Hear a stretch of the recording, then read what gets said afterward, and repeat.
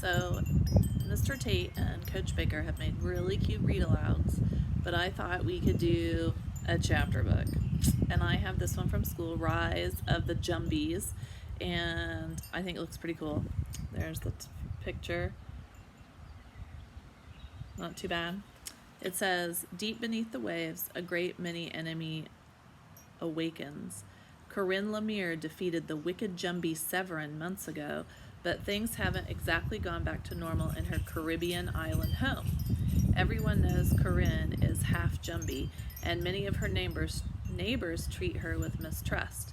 When local children begin to go missing, snatched from the beach and vanishing into wells, suspicious eyes turn to Corinne. To rescue the missing children and clear her own name, Corinne goes deep into the ocean to find Mama Delot, the dangerous Jumbie who rules the sea. But Mama Delot's help comes with a price. Corinne and her friends Drew, Buki, and Malik must travel with mermaids across the ocean to fetch a powerful object for Mama Delot. The only thing more perilous than Corinne's adventures across the sea is the Jumbie that waits for her back home. With action-packed storytelling and inventive twists on Caribbean and West African mythology and fairy tales, Rise of the Jumbies is a breathlessly exciting tale of courage and friendship. I think it looks pretty good. I bet that's Corinne right there. Should we go ahead and read chapter 1? I'm giving you a view of my backyard so you don't have to look at me. Okay. Chapter 1, The Game. Corinne Lemire drove through the waves. Streaks of light illuminated the golden sand beneath her and shone on a large pink shell half buried on the sea floor, just out of reach. She kicked her feet and pushed harder toward it. Just as she was about to make a grab, a huge wave crashed down and a zillion salty bubbles and grains of sand blocked the shell from view. Corinne's lungs were bursting. She turned and swam to the surface. As soon as she came up, she spotted Buki and Malik closer to the shore. The grinning brothers had seawater dripping from their tightly curled hair. They bounced up, and Corinne realized too late that they were preparing to dive beneath a wave. The water came down, rolling her onto the gritty sand. The boys had timed their dives perfectly to avoid being tumbled by the force of the crash. By the time Corinne surfaced again, they were gone.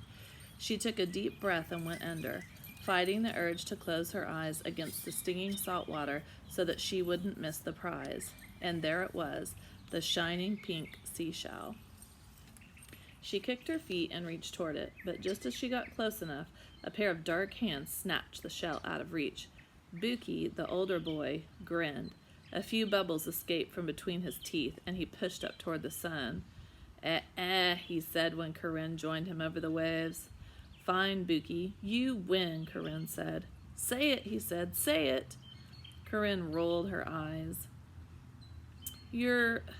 But just before she could finish, his little brother swam up behind and yanked the shell out of his hand. Not king of the sea, Corinne finished. Looks like Malik is. Buki dove after his brother. Corinne swam for shore. They had been in the water for hours. Her fingers were wrinkly and her eyes burned. She dragged herself over to a coconut tree and sat against its curved trunk, kicking her legs straight out in the warm sand. Striped shadows from the coconut leaves danced on her skin and the ground in front of her.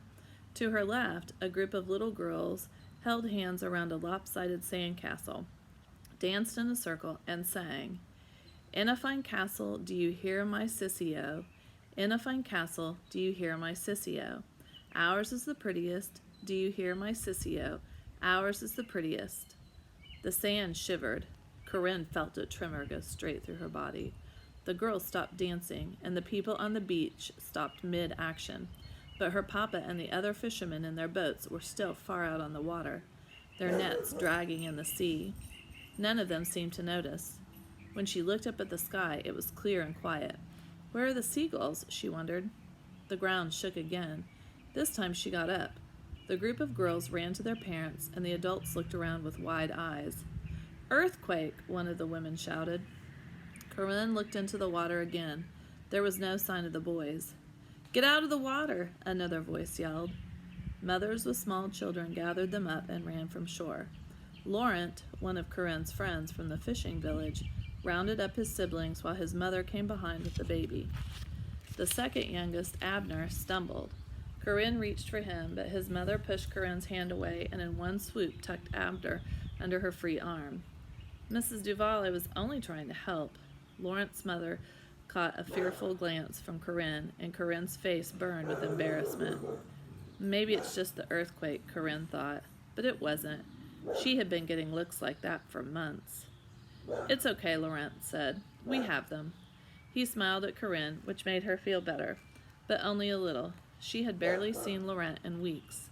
His mother always found some chore for him to do any time they were about to play.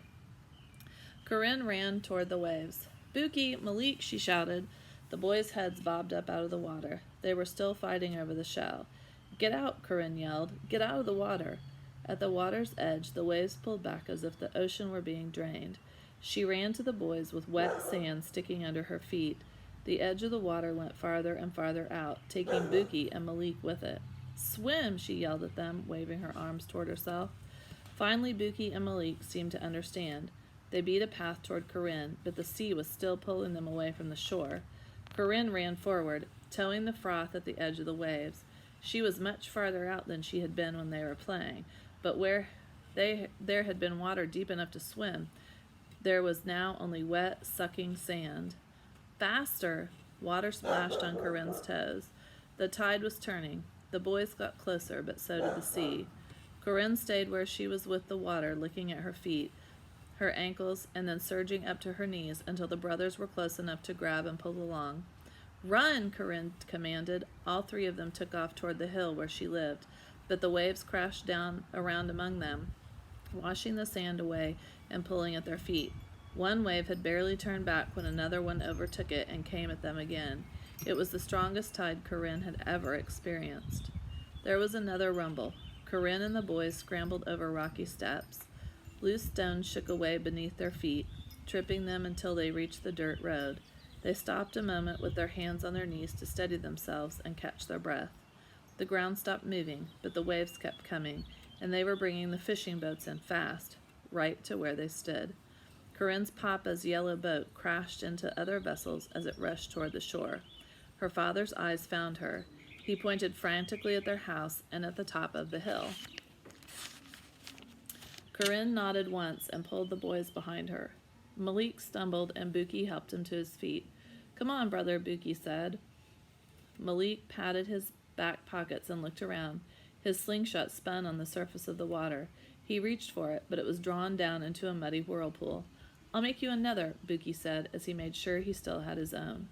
They continued up the hill and paused near the house to look over the beach, which was now covered in brackish water, tree limbs, and splintered wood. A small brown object, round like a bare head, bobbed by, and for a moment Corinne's heart stopped. But there were others, green ones, yellow ones, coconuts, Corinne realized with relief, all drifting in the water. As they floated, Corinne saw a couple of them get sucked under like Malik's slingshot and disappear. She looked to the pileup of boats that had run aground, but her papa's was not among them. And that's the end of chapter 1. Come back for chapter 2 tomorrow.